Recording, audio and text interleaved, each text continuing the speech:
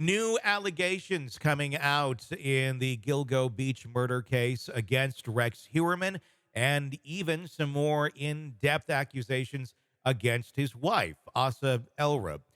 News conference taking place earlier from the attorney of several of the victims coming out making allegations and tying Rex Heuermann to other deaths, other murders of sex workers, but also painting a picture of a very active swinger style sex life that he was involved in going back all the way to 1996. Some of the former sex workers who were not murdered have come out and said, hey, we recognize Rex Heuermann. And he's a pretty easy person to recognize. He does stand out in a crowd. So it's not, I think, easy to confuse this man with somebody else.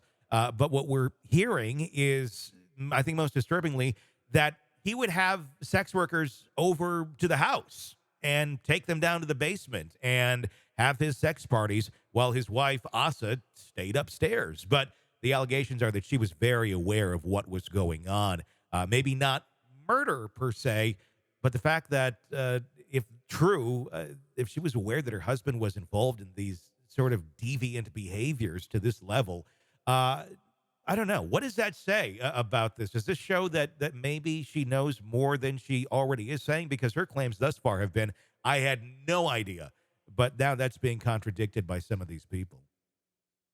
Well, it certainly does paint a slightly different picture in terms of you're right in terms of that I don't think any of us necessarily thought that there was this swinging life going on with a spouse knowing about it. Hmm. But I do think, Tony, that there is that obviously a huge gap between knowing that your husband is a swinger or wanting to have sex with other women or wanting to have sex with sex workers or whatever, Hmm. and then all of a sudden, thinking that your husband is torturing and luring sex workers and then torturing and murdering them. Sure. And so I think that I'm always very hesitant, I think, to in any way connect the dots. And I Hmm. mean, until we have any evidence that she knew Yeah.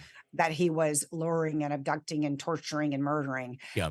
these young women, I feel like what people do as consenting adults, Hmm. might not be something that I would do or you Sure. would do or our as a couple we would do, Yeah. with Yeah. our partners. Hmm. But I do think it's very, very different. But what is concerning, and I think this is obviously everybody's been talking about this, and you and I've talked about this. I mean, to think that Rex Heuermann's victims are only between this 2007 and 2010 area, time Hmm. frame, which is when the Gilgo 4 went missing. I don't know that anybody has believed that at all. So Yeah. to hear of concerning or unusual behaviors before that, Hmm. to hear of unusual or concerning behaviors after that, I mean, those are things that we would expect. Yeah. Now, how concerning they were, right, or how bad they were, I think we are still at the very beginning stages of that. You're right. I mean, it is a very, it's another stretch. I mean, going down that road, number one, is kind of going down a dark path.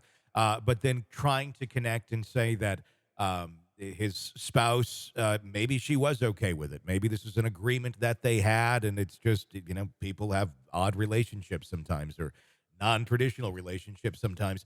But then to assume that then she had knowledge of these other accusations against him for murdering and torturing and all these other horrible things. That is, there still needs to be some dots to connect. That's sort of an assumption. I think what's concerning is the I don't know, lack of transparency, the odd behavior that Asa has exhibited thus far in most of this, which kind of goes almost more to conspiratorial thinking of, well, because one's acting this way, it must mean that, and that's not always the case. Everybody does react to different things differently, and I cannot imagine what would be going through one's head, even if you did know that your husband was into those sort of sexual acts, to suddenly find out that the investigators think he's been killing all these women as well. I really can't either. And I think, when I started hearing about some of these things, in terms of these kind of the swinging lifestyle that he allegedly led, I mean, I am remembering, interviews with a couple of other serial killer spouses who absolutely maintain their innocence. And, several people would say to them things like, well, your husband was gone this many hours, or did you ever wonder why he did this or whatever? And, a lot of times, well, sometimes women would say, no, I had no idea.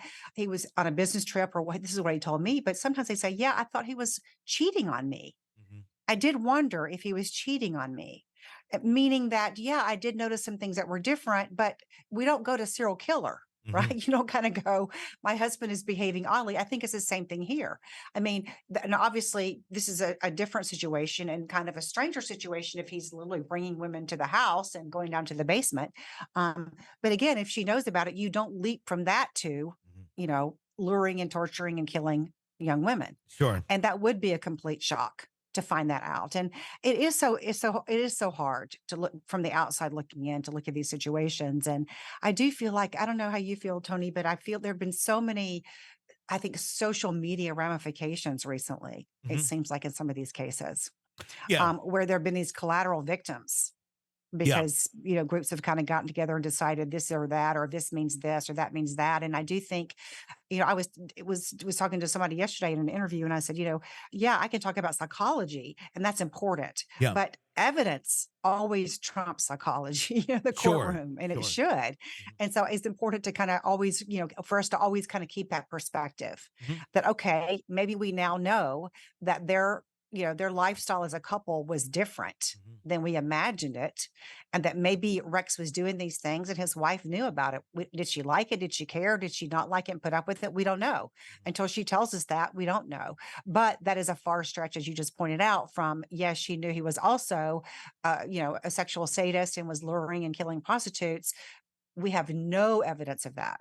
Sure. Sure. I completely agree. Try and break down a little bit of the psychology of someone like a Rex Heuermann, someone who, if he is guilty of these crimes, he was a successful architect. He had a family. He has a wife. By all accounts, things were going okay in the world of the Heuermans prior to these allegations and prior to these charges. How does one live a life like that, though? How does one have this other completely different compartmentalized life where they're, I mean, it'd be one thing even to do the swinger sex thing and be able to kind of shut off the rest of your life from that and not have that affecting things, but to add that and add the all these possible murders to it. How does one do that? How does, I mean, how during the day or when you're home for dinner with your family or what have you, are these thoughts not coming up in your mind or not coming up in the mind of Rex Heuermann? Is it literally that compartmentalized and it's only accessed when he wants to? Is that how one can live a seemingly normal life if you're doing these sort of acts on the side? Well, and a couple of things come to mind. Number Yeah. one is, can we ever really identify or understand it? Probably not, Hmm. because it is so bizarre to us.